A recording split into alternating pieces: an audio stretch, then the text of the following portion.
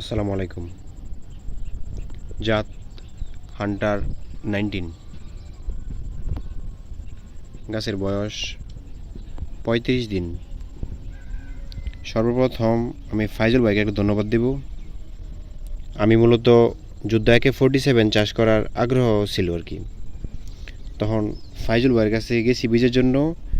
ভাই বলতেছে যে হান্টার 19 এবং ভারত হাঙ্গামা তুমি দুইটা আপাতত লাগাও। তো আর কি আমি নিয়ে আসছি এবং জমিতে দেই। এটা হচ্ছে হান্টার 19।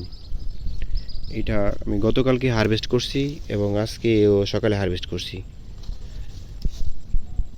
ফলন আলহামদুলিল্লাহ অনেক ভালো ফলন। জালি দেখা মনটা ভরে গেল। অনেক জালি, গাঁটে গাঁটে জালি। এটা মূলত স্ট্রবেরির পুরান ব্যাটের মধ্যে দিয়েছিলাম আর কি।